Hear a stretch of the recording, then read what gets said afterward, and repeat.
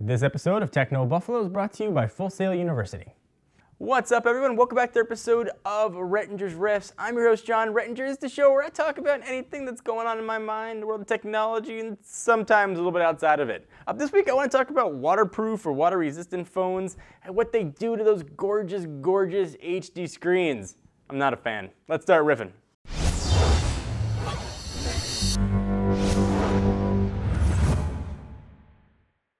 So for this video, I want to put Sony clear in my crosshairs. I haven't been that high on Sony smartphones in the past. The Xperia Z1 and the Xperia Z2, which was just announced.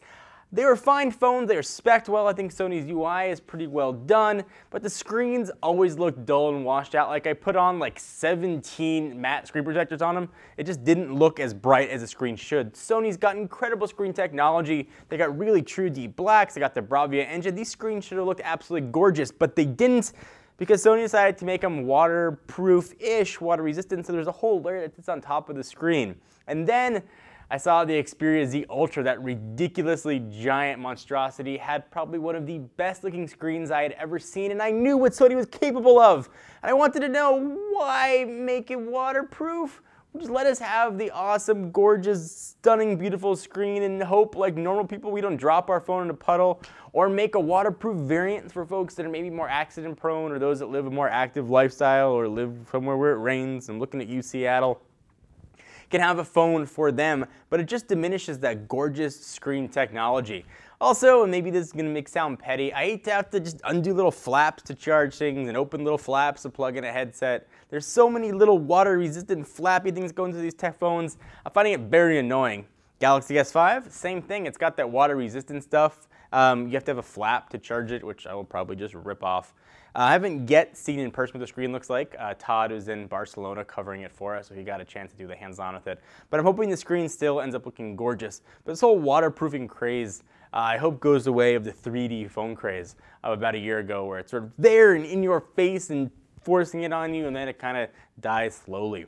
Waterproof cases, if you need a waterproof phone and you choose to have your screen look less than awesome, fine with.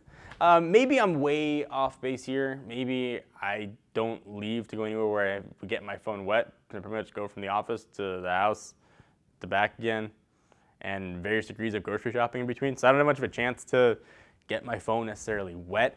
But if I'm wrong, tell me why I'm wrong. But I just think Sony's screens are so gorgeous and they're not living up to their potential. It's like getting a Ferrari and they're taking it out of fourth gear. You know it's there, you know it's got the capability to be awesome, but you never use it to its full potential.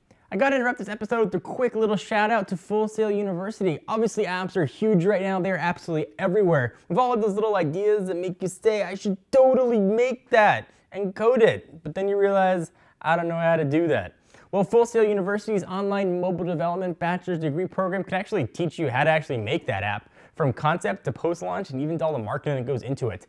Even better, you can do the whole thing from the comfort of your own home, sit on your couch in your jammies with Full Sail University's online education program. With Full Sail's mobile development program, you can learn both sides of app development for iOS and Android, creating your app with advanced programming languages and launching and managing the business of your app once it's ready to go.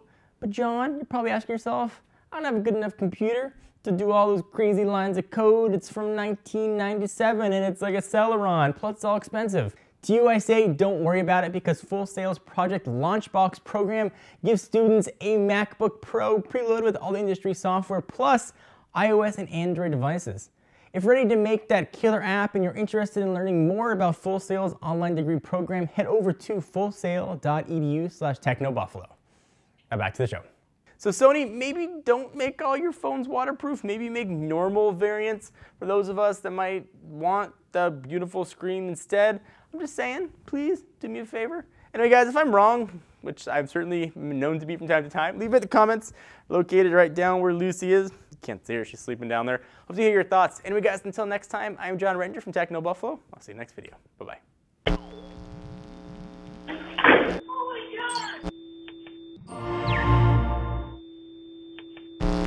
What's up everyone? Thank you for watching that video. If you want to see more of the latest and greatest tech news, you can subscribe to our main Techno Buffalo channel by clicking the button right down below in my pants region, or click on the buttons to your right to see more videos.